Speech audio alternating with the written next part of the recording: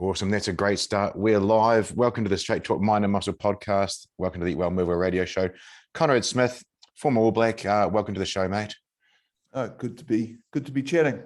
Hey, man. Thanks to Lisa Tamati for connecting us. It's such a small world now. We're online. Nice to see you tuning in from New Zealand. I've got a bit of homesickness here. My wee 6-year-old boy's just woken up and he knows I'm interviewing an All Black. Hey, thanks for jumping on, man. It's going to be an interesting show. I spoke with Gilly, Nick Gill, a couple of times, and it was a great cat to get some insights into the world that most people don't get to see. But I thought we just rip straight into it, man. You've been an All Black for, man, that's over a decade, 2004 to 2015. Is that right? Yeah. It was a long time, and but yeah, loved it. Very, very fortunate, to spend that long in the team, and I was really only, I think, a little stint in 2006. I broke my leg and sort of missed a tour in that time, but was pretty much involved with the team for every competition and tour from the start to the finish. So it's something I was only told about right when I finished. Someone pointed it out that I didn't play every game. I never sat on the bench, so I never probably got the amount of games as the Richies and some of the other boys that I played with. But I was always there and came out with amazing experience and a lot of great stories to tell. As you're mentioning tours, I think a buddy of mine is a boss of mine for a bit, Willie Apiata. Yeah. No, he's when I mention the good stories I have, he features in a few of them because he was just such an influential guy on the team. He wasn't with us for long. He came and spoke to the team before a test match. That was probably like 2013. And we just loved him and, asked to have him back, to speak to the team again. And then he ended up coming over in 2015 and we wouldn't let him fly home. We said, just stay with the team, just be the humble guy. He was like, no, you don't need me, sort of. And we just he ended up, spending a few weeks at the end of the World Cup. And we might talk about him some more later, but a great guy. And for someone from a totally different walk of life, coming into a rugby team, he had a big influence, and I think he actually realised. Yeah, man, that's really cool. I was just chatting with the SEAL Team 6 guy just on an Insta. We interviewed last year, and so SEAL Team 6, same sort of gig as New Zealand SAS over in America, but they take a lot from your team's culture, from the AB's culture. Literally, he quoted the book, sweeping the sheds, leaving the jersey in a better place than you found it. And this is those guys going to war talking about it, comrades. So it's definitely a lot of synchronicity there, man. Yeah, it's funny, and it's the way teams and cultures share ideas and share things, because that's the whole appeal of Willie. And and one of the cool things within the All Black culture is that we borrowed things off everyone, right? You're a great culture not because you invent things yourself, like it's just you're constantly looking at good ideas from different backgrounds. And we looked at Willie and obviously his experiences with the SAS and the Army, but I remember having sit down sessions and comparing ourselves to base jumpers. The guys that were launching themselves off rocks, falling down, and just because it's all about the mental process you go through, right? Like the consequences for them is death. The consequence for a soldier is death. The consequence for us isn't death, but it's performance under pressure. It's the same thing. And so you look at the base jumper, you look at Willie, you look at a surgeon. We used to talk about surgeons. They go into an operating theatre, and the consequences, someone can die, the guy in the operating theatre. And so how do you deal with that? And actually, you're all under pressure.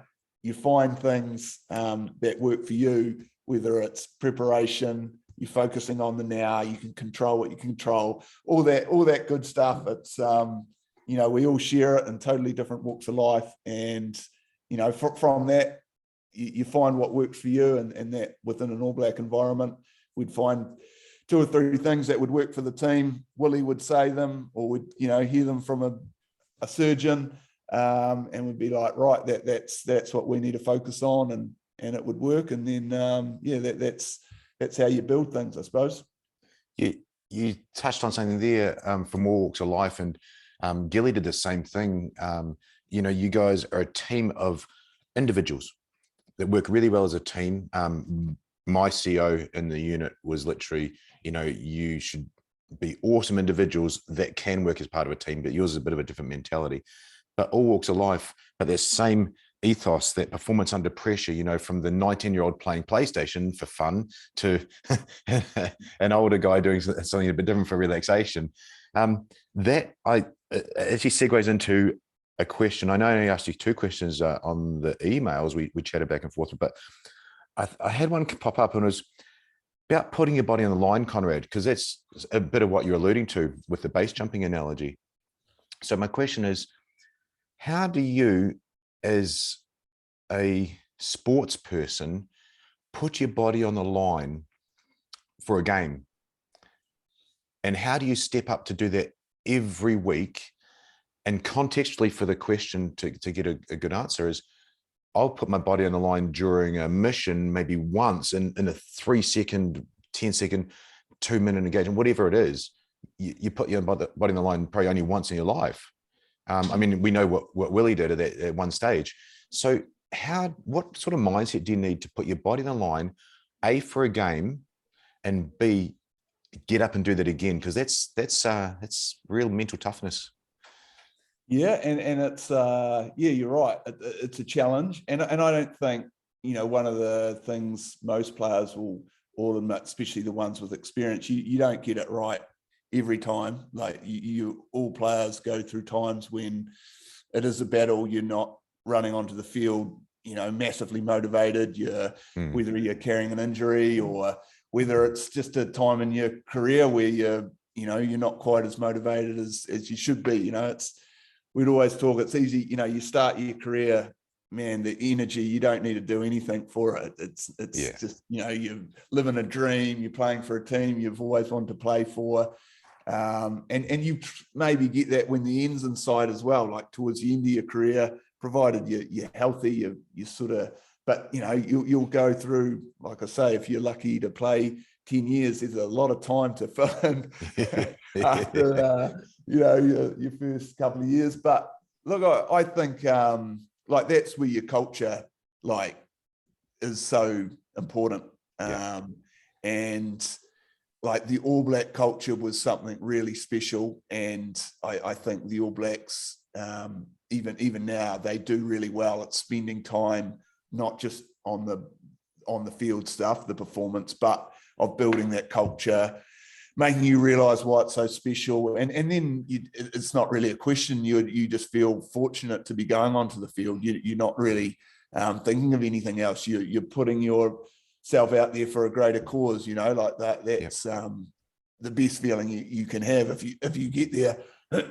But obviously outside of the All Blacks, guys go back and play for a club, and that again, within that club, the challenge is to build a culture to do that. And it's easy in one way for the All Blacks because there's 100 years of All Black history, of being an amazing team of this nation of New Zealand that just loves this one sporting team, and the team's done these amazing things, has this amazing success record. So it's building a culture around that's comparatively easy. It's still a real challenge when you're playing test matches. But then, for me to take it back to the Hurricanes with my club, and that was, you then have a challenge. It's a relatively new team, 20 years. You don't have that history to fall back on, but you have to build it, because otherwise, like you say, you fall into a trap where you don't have that same level of motivation, and suddenly putting your body on the line doesn't carry the same appeal, and you just won't play as well. So I think, that's the answer. You got to build a team culture, passion and unity within the group, so that going onto the field is a privilege. It's not something you worry about. You've done, obviously, outside of that, you're doing all the physical work. You're getting yourself into a condition that you can handle the physical challenges, and then you're ready for the mental demands of the game, because you love it. You love the team. You want to serve your role within the team and achieve great things. So yeah, I think like I say, I was privileged to be in certainly within the All Blacks, but also within the Hurricanes, particularly towards the end of my career, where I never really thought too much. I always loved playing for the team, the jersey that I was wearing, but I certainly know that other players, it's not that easy, and you go through real stages, some for a season, some for longer, where it's it's not easy, and it becomes a real challenge. That's perfect, because the next question I want to ask you was, let's take you back to 2014, 2004, sorry, and donning your first All Black jersey. A real pivotal time in your life and in your career and in your goal achievement. Not many people get to experience this, Conrad, and that's why I loved listening to Gilly and chatting to him. We got an insight into the AB's week in the life of an All Black, because I love to share that information. Can you share with people what that was like, man? Yeah, it was an awesome, experience. One having finished now, it's one of the good things, I suppose. And I've been retired, almost 4 or 5 years, and you do reflect a lot more on things that have gone before you. And that week, so I had my debut in Rome, and I had a very different, I suppose, progress into professional rugby. Like I didn't play at a high level when I was young, and not for lack of willingness. I was little. I was small. I had to play halfback because that was the only position. That's where the little guy goes in the rugby team. And so I only really grew up like in height, and at the end of my schooling years. And then even then, I was skinny as anything. Something I battled with my whole career. But so I was sort of my third. So I went down and studied uni. I wasn't in an academy. I didn't make any representative rugby teams. And so I only, had my first class debut in 2003 with the NPC team, the Wellington Lions. So I only had two campaigns with them, and then was picked into the All Blacks. So, wow.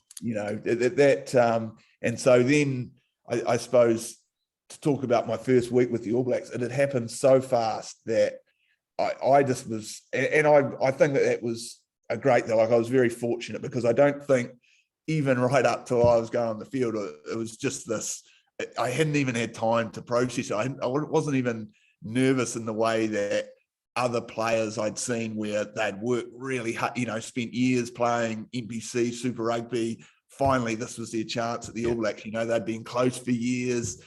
For me, it was, it had been like this. Suddenly, I remember I was nervous about my NBC debut, and then suddenly I was Super Rugby, suddenly I was All Blacks. So it was all just like, just keep doing what you're doing, and the coaches were so good at telling me that. And look, the timing was great. Came into an All Black side, which had changed things around a lot with the coaching. The player group was amazingly supportive. I played alongside, Tana was next to me, who I'd played a lot of my rugby with. And yeah, it was a great week. Like I say, it went really fast. I just was determined to not think about it too much, and ended up scoring a try within the about first few minutes of the game. Wow. First few touches of the ball, and then just enjoyed the whole experience. And even afterwards, my parents didn't.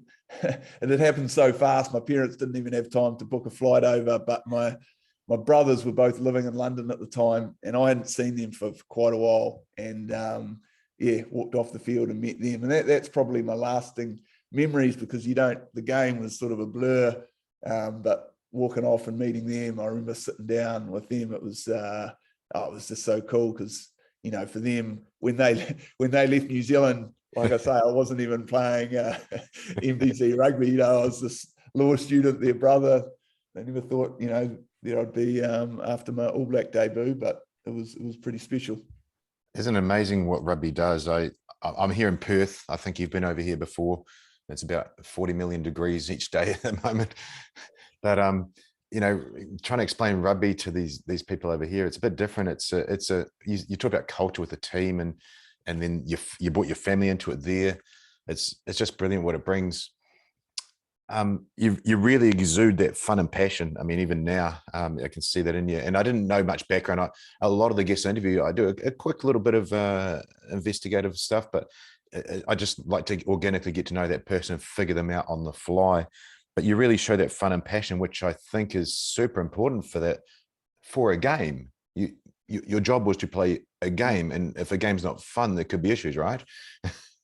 Yeah, I think it's something that gets lost a little bit. And you know, you always get told, oh, what's your advice? What do you want to tell a kid wanting to, you know, become an All Black? And it's a hard question, but I almost have to apologize, because I'm like, this isn't going to sound amazing, you know, but I said, just enjoy it, man. Like, because honestly, if you're in it to, like, if you're playing rugby just to become an All Black, and that's the only thing that's going to make you happy, man, you're going to have to go through some lows. And if that's the only thing, like, you've got to just love playing rugby, because you're going to have injuries. You're going to have times where you're not getting selected for teams. You're going to go through times when your team's losing, and like, those motivations won't pull you out of bed in the morning or get you to training. You know, you just got to love it. And that's, for me, it wasn't all plain sailing. Like I said, there was no reason for me to keep playing. If I was all about being an All Black, I would have stopped when I was 19, 20, you know, like everyone that was meant to be an All Black was making New Zealand under 19s, New Zealand representative teams, or at least provincial. I wasn't even making my provincial team. So but I loved rugby, you know, no one was going to stop me playing for my club. And so that's got to be the motivation, you know, and I think that's any sport. You just got to love doing it, because in the tough times, that's what'll get you through it. I was still gonna, even if we got spanked on the weekend, I'm still gonna train, because I want to get back to that winning feeling and being with my mates, you know, for the good times that, you know, will come along. So yeah, that's it can't be overstated, just that fun factor and enjoying whatever sport you play. That's perfect. And probably something I don't get to chat to many of my guests about. We'll come back to that in a bit when we talk about transition and where you have that fun and passion now. Let's just tie the All Black jersey in a knot or in a bow, however they put it. I can't believe I'm a podcast interviewer, to be fair. I was just a soldier in a fireman. So All Black jersey, do you know you selected that week? Do you know you selected that night? Does the coach come in and say, hey, Conrad, you made the first 15, you made the top? How's it run? Again, something not many people get to see. And then then you put that jersey on. Yeah, so I think depending on the coach, but you'll normally find out early in the week, probably before a Tuesday training. So normally, whether you've played on the weekend or not, Monday will be either recovery focus or but a lot of strategy about the week coming up. And normally coaches will run that session and no one will know the team. They'll sort of mix everyone through and keep the competition alive. But normally by Tuesday, you'll be told. And it's normally, you know, I think best practice. I know there's horror stories of guys just finding out, you know, later on, but I mean, good coaches will go around and tell guys, look, you know, you're playing this weekend, or for the guys, you know, unfortunately, you won't be playing. But you'll be told that before Tuesday, simply because you want as much time for combinations and that from that Tuesday, Wednesday, Thursday, just to fine tune everything for the game. But it's still pretty in-house. I think, media normally get notified on later in the week, maybe a Thursday. And then, because especially within the All Blacks, when the team gets named, with the paper radio, there's sort of added pressure. You have the media interviews and everything that goes with it. But for the guys, you find out pretty early, and which is good. You sort of get your head around it, and particularly if it's a big game, you want all those distractions dealt with, the media and even the family, which shouldn't be a distraction, but sometimes is when they suddenly want to come watch the game because you're playing, or want tickets and things like that. And then hopefully by Friday you're just focusing on the job ahead. Awesome, man. Look, I bet that's a time you'll never forget is that putting on that jersey and running on that field the first time. And that quote of yours, you just love playing rugby. That's probably where I want to push into now. You're the first real high performance sportsman I've had lately. A lot of SF guys and veterans in the last few months. I'd like to delve into transition, and that word is interesting because you're not wearing the black jersey anymore. But you love playing rugby, you love being with your mates, you got that fun side of things. What are you doing now? And how did you manage to transition well into Conrad Smith in 2022 and that different identity? Yeah, it's actually something that is my work now, like helping, and that's sort of a passion of mine is to help other players, because I don't think we've got it right in rugby, and I don't think any sport's got it right. And maybe there is no right. Like I think one of the first things you accept, and the best advice I was told is that no one does it easy. No, even the guy, like I talked to guys that were like, right, within 3 or 4 years, they looked like they had it sussed, whether it's a job or family, they just looked happy, and everyone would say, no way, it's been a battle, and there's a different time, but it's always at least 2-3 years, like where you and it's a fact that you have to accept that you have been blessed with this amazing career. You had an opportunity, a time where every morning you got up and your purpose was set, and it was a purpose that you'd dreamt about. And now that you're moving on from that, you'll do your best to find something as good as that, but the reality, you won't. And the sooner you accept that, it's probably the better for you to move on. And that doesn't mean, you can't find a new purpose and you can't be happy, but it's going to take time to process all that. And so, I think that was, and that's what I've gone through. I've spent 3 or 4 years. I've been happy. It's been cool, but it's been a process, and it's nothing as good as getting up and training with the boys, and thinking about winning, just having a simple purpose in life to win on Saturday. Like to get out and do what you can to be a good rugby player and to help your team win. It's simplicity is its beauty, and it's so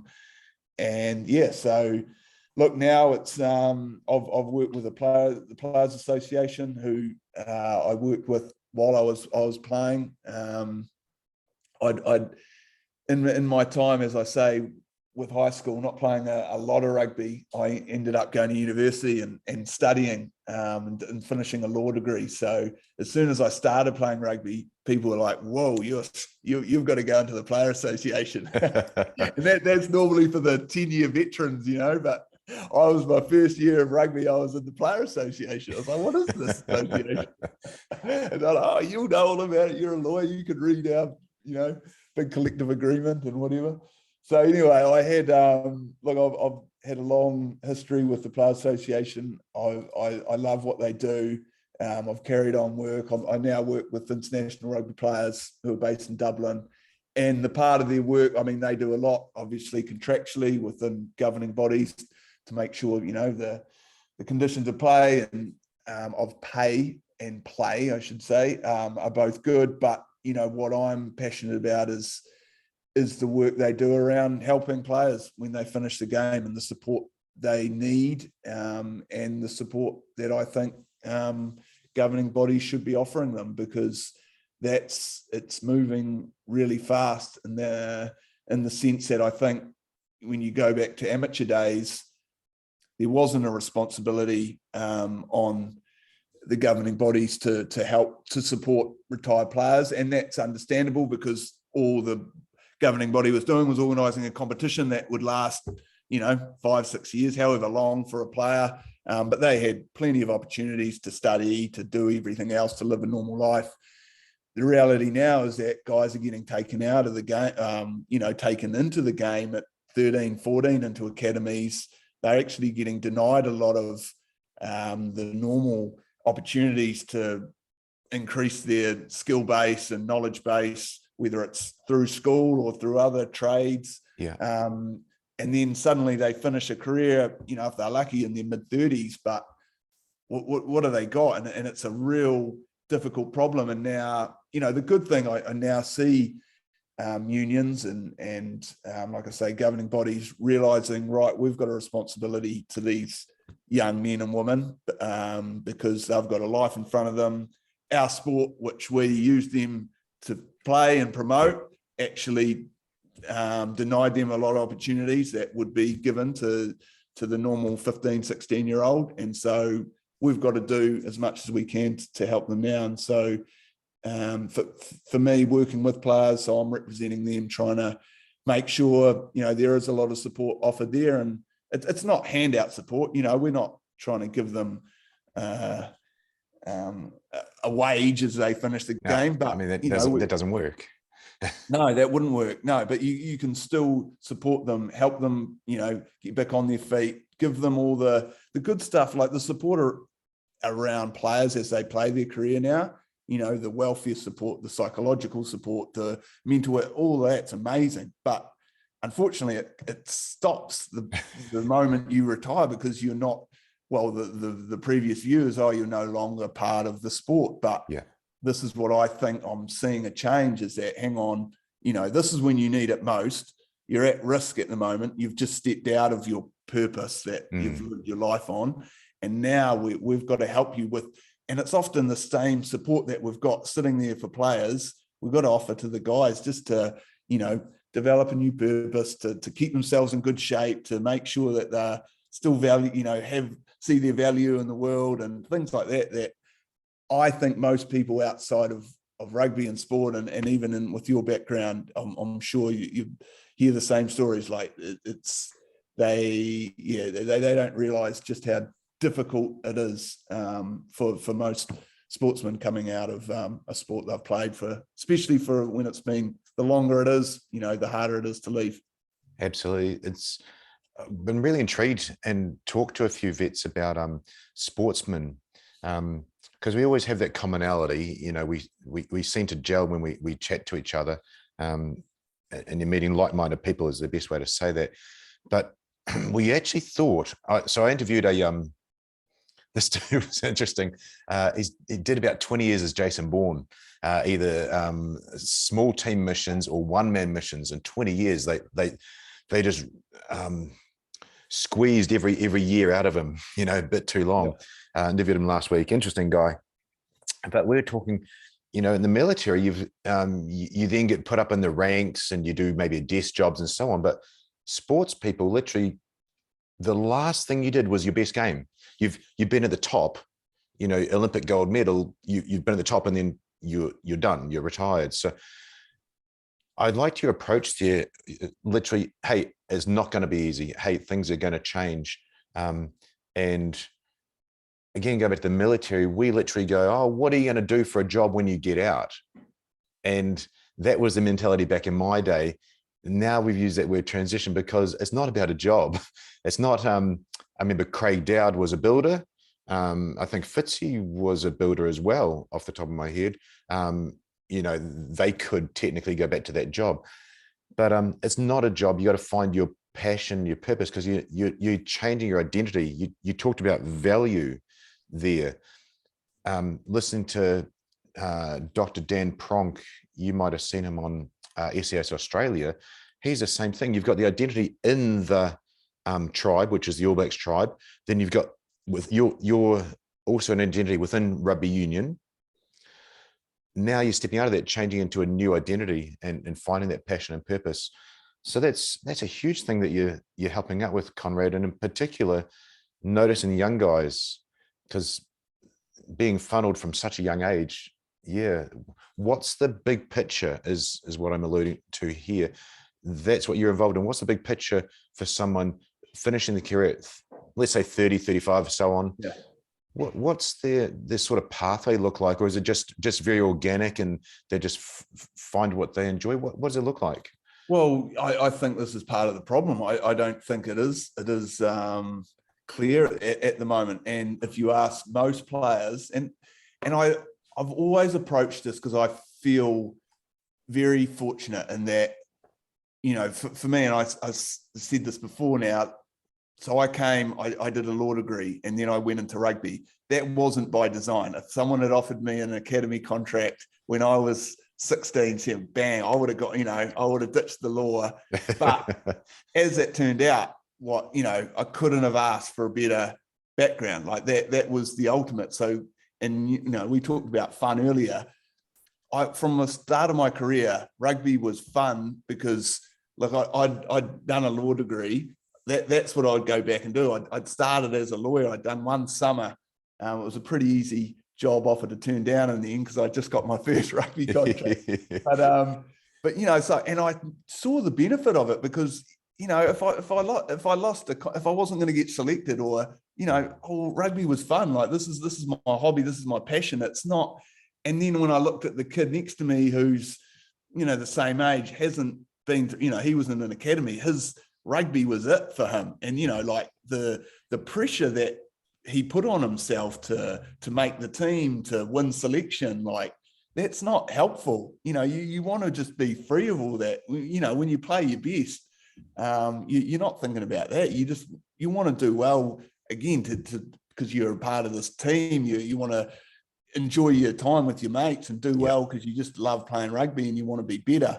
Are the motivations, not because I need to get another contract, because and that's so again, like my background, I felt like I benefited from that immensely. And then I suppose going through your career, if you can keep that type of attitude, and then when it comes to the end, when you retire, it's not the end, I suppose. And that's because most guys, when they've been in this rugby culture for so long, if you ask them what they're going to do, they're going to coach. Right. But numbers wise, there's no, you can't. You have one coach for 23, 30 players. How is that going to, 30 is not going to go into one.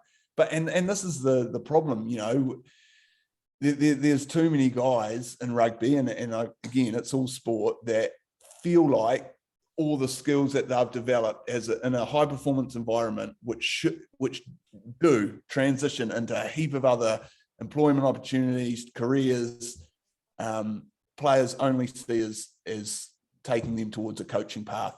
And that's, what I'm keen to be a part of the change, and even I know, something, so we're working on this with the Player Association. There's a lot of different groups and organizations trying to solve this issue. And, one of the things we've come across is this term of retirement. Like, why do sportsmen retire when they're, anyone else, like you're talking about, like a builder, if he changes jobs when he's 32, he's not retiring. Like retiring 60-year-old, 65-year-old, and because you've done enough, you've the idea, you retire, you've worked enough, you can step down and enjoy life, don't do anything. We're told, I'm told when I'm 30, oh, you're retiring. What are you going to do in retirement? Like, no wonder you lose your identity. You're getting told you've lost your identity. So it's almost like this, the part of it, and what you're saying is right, like this, it's a transition. You're not retiring. No. You're stepping from an amazing career that you've had, but now you're actually using all those skills that you've built up, that resilience that you've developed from 10 years of playing at high pressure state games, all the the discipline that you've needed to be in a high performance team, like all that, you can take that and find a new career. But hell, it might be better than rugby, but you're not retiring. You're not stepping down into the abyss of, and putting your feet up, because that I think is half the pressure that players feel. They're told they're retiring, and so it's straight away that oh no, what am I going to do? I don't know. Whereas what's your label? So I'm doing my best not to use that even now as I talk, but some of the programs and things that the player associations are setting up, we've realized straight away, like, that language is so important, and we've got to move away from even labeling it like retirement. It's not 100%, Conrad. And that's where I see that synchronicity between military and sports people, and especially from mine, from special forces military. It's the labeling. So I think it was like 2 or 3 months ago when I said the word transition. We've used that as a term just the same as retirement, as an adjective, but it's incorrect, because basically the guys will look themselves in the mirror and see the guy in body armor with night vision goggles and an M4, and they're 50 years old. They haven't transitioned from that identity to another. And then you just hit me like a sledgehammer with that word retirement. It's insanity to think a guy is going to retire at 30. What are you going to do? Get a pension? You're going to get super N. It's 30 years old. It is an incorrect adjective. And I think, as we're chatting, and that's why I love organically getting to know a guest, there's got to be some synchronicity and maybe an opportunity for a good outcome with military and sports people, of moving into that newer identity, finding that different passion and value. And I think it's like, and what I've sort of said before, because there's a lot of it's a problem for all sports. Like you talked about, like, you think of Olympians or athletes that go through that, and a lot of them retire after an Olympic, like the pinnacle event, and then they're getting asked about retirement straight away and stepping it, and then, geez, man, like the struggles they experience are exactly the same as all other sport, and part of it, it is changing that whole conversation around, and that mentality, so that even when you're heading towards that time, it's, look, I'm closing this chapter, but there's another one. This book of my life is going to carry on, and the best bits, could still to come. Like, there's no reason that this is any step down in terms of the quality of my life, or and that's it's a challenge, but simple things like changing the language, I think, and like you're saying, can go a long way. Well, I mean, let's just use you as a quick example. You put the All Blacks jersey on at 2004, but when were you presented with the New Zealand Order of Merit? Yeah, not until, well, it was when I finished playing, but I couldn't get back to get it until what was it, just last year. But yeah, exactly. And there's still part of me that feels like, that was services to rugby, and I'm like, man, I'm better than that. But that's just me, and that's the way I've been brought up.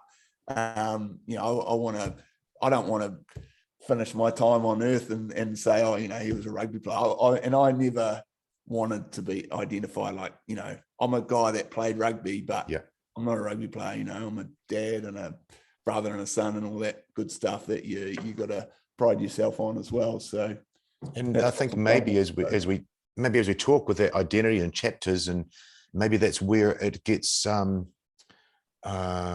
pigeonholed, for want of a better term. You were an All Black in that time, that was the chapter, and now we're moving into this next chapter. This is your chapter here. What's it going to be like? And at 70, what's that whole chapter gonna fill in? It will be. We don't look forward to the grey hair and getting a bit shorter, but it will be a whole new chapter. So that's probably the best way to look at it. Yeah, and look, because I know when I was finishing my playing days, I did probably spent more than most thinking about this, and I suppose it was my involvement in the Player Association, and so I saw early on this growing area of concern around players as they finish their careers. And so I, was sort of like always thinking, right, this is finishing soon. I want to prepare really well. And one of the things that been suggested to me was around, mentors and speaking to people, preparing yourself best you can. Similar to my rugby, how do you perform well on your preparation? You rely on that under pressure. It's always, you rely on your preparation. So I was like, well, for this next chapter, how am I going to prepare? And it was speaking to, people from all walks of life, outside of rugby, again, people through the legal profession, people I'd met through businesses that were, whether they're sponsors or supporters of rugby teams I was involved in. And one of the mentors I had, who's someone I still speak to, talked to me about looking ahead. And this was something, he was in a corporate world, right? He had become associated with sport, but it wasn't a sport background. He said asked people to look, just like you were saying, 10 years ahead and say, imagine yourself at that stage, looking back, and what is the things, that you want to value? What are the things you want to be able to say about yourself?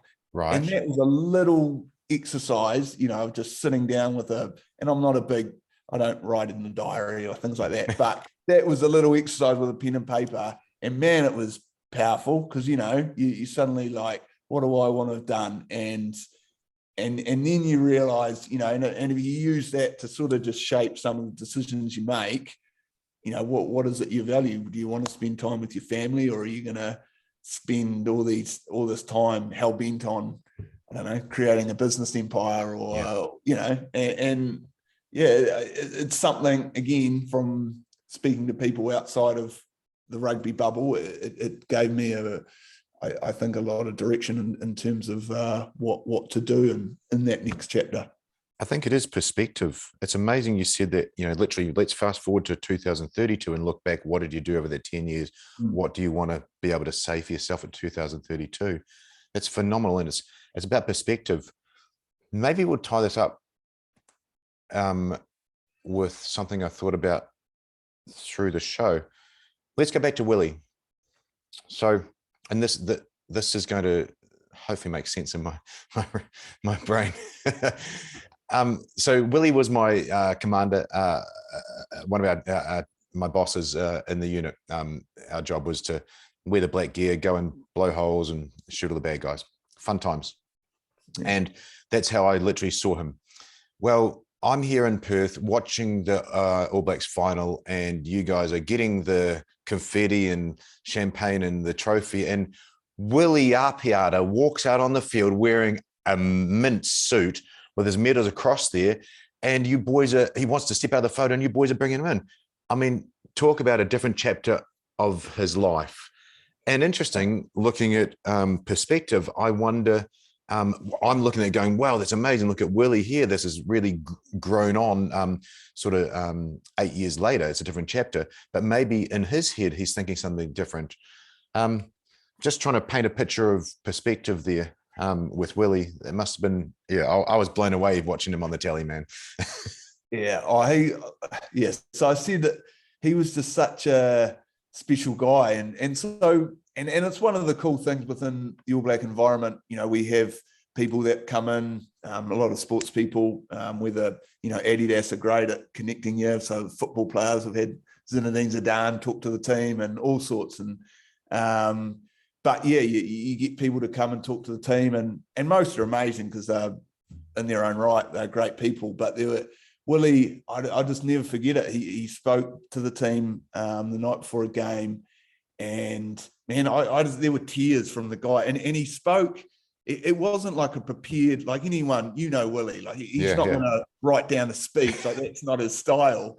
But man, you hang on every word he says, and he spoke to this team of All Blacks about his life and what he did in the army, and then had this incredible ability to draw it back and say to us as All Blacks how we're representing the country that he loves, and in some way doing something even close to like this guy is a national hero, quite rightly, but and making it all connected, and obviously his cultural background, the Maoridom and everything, and he just brought it all together, and like I say, man, there were tears in our eyes, and there's not many that that are able to talk to a bunch of All Blacks, especially not for a game. You're normally pretty focused and things, but and I think from then on, man, that's what I mean. We didn't want to let him go. We would have had him within the team, and because you get people like that he doesn't need to say much. The guy you talk about, mana, that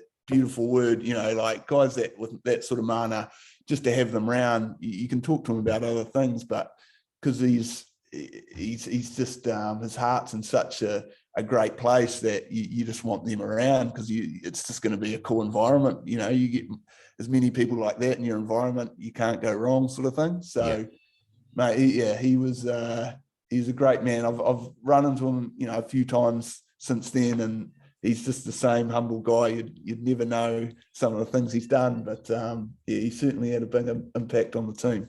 Yeah, interesting. And I never thought I never thought we are going to talk about that into this this interview, but I thought it was a good analogy, a good example of chapters in life. So literally, when he won the VC, the Victoria Cross, for everybody else that is listening, he came back after being presented, came back to the squadron. We're in just couches with crappy secondhand couches from the boys' verge throwaways, and he just throws the VC across the table. He goes, "Here, boys, check this out." That's one chapter of his life, and then the next chapter, I see him at the Rugby World Cup prize giving in a suit with you guys. So I bet he couldn't have picked that. No, that's for sure. Conrad, it's amazing talking to someone of your caliber, and really interesting. You haven't got a business that we had on here to promote or anything, but is there anywhere that you'd like to speak about? You talked about the Players Association, and I know on our emails back and forth, organising it, you talk to us in charities. Is there anything you want to mention, or do you want to just leave it there?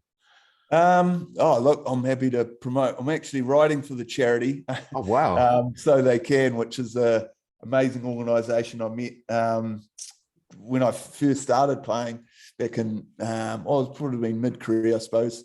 But they do work in Kenya and Tanzania. Cassandra, the founder and now CEO, she met a displaced community after the civil wars over there. They were in tents that the UN had given them. They were meant to, stay in them for 2 or 3 months, and it was 2 years later they were still in the same tents. Wow. And I think, and for people that have been there, because I've since been there twice, it's depressing, like the poverty, and your first, well, certainly your first feeling is almost of helplessness. Like you just sort of like, I want to help, but what am I going to do here? Like you can't begin to imagine how long a road this is for them. But her philosophy and the philosophy of the charity is just all about education and like helping them, the communities there to help themselves. Like that's got to be, like, we can't dish out, money in the hope that, they'll figure it out. Doesn't work. You build, and so literally it was building them schools, and that's how it started. And it was build one classroom. If, the community, once that is self-sufficient, the charity built another. Once that with 2 classrooms, and this is how the charities progressed. And man, and then from this helplessness, you actually go back, especially, when again 2 years later, and man, like it worked. The school is now a full school. They've built a teachers training college because they realized they needed teachers. There's an orphanage because there was too many, kids that didn't have parents, and now, and it's still, there's still poverty everywhere, but you're looking at kids getting educated, and they are, at the end of their schooling, and they are the future, and they know their stuff, and all they talk about is how they can help their country and their community, and that's man, I've loved what they do. And yeah, I've tried to support them a lot. It was hard while I was over in France, but I've come back and we did a charity ride that COVID cancelled, but we've decided we're going to do it anyway. And so we've got these riders all over the country, and I'm doing it around Taranaki, and we've organised a ride the same distance we were meant to do, and awesome. that's on Saturday. So that's I'm pretty pumped about that, and we're up to nearly $40,000, which was the goal of this little project. Wow! And that's to support some of the women who are sold off, unfortunately, still. And so there's a project there to support the women in the community, and yeah, that's going to be awesome. So give the charity a plug. That would be cool. For sure, man. So is that So They Can, did you say? Yeah, So They Can. I can send you the link if you want. Yeah, for sure. Look, this one's going to go out on the radio, on the digital radio today, and then the show will air in some time, but we'll get that one out straight away. Yeah. That's awesome, man. And that sort of sums up your service to others. You know, I had no idea what brought you to winning the New Zealand Order Merit, but it just shows through how you've spoken, your service to others rather than yourself, and particularly paying it forward for all those sports people, and the reality of what happens when they played, after they played their last game. So Conrad, thank you for your time. Thanks for your patience getting on, man. It's been a pleasure to talk to you. I'll get all the details, put them in the show notes, and yeah, I hope that if I say so often on socials, if just one thing we've said here helps one person, I think we've done our job, eh? Worth it. No, sounds good, mate. Appreciate the chat. Awesome. Thanks, Conrad.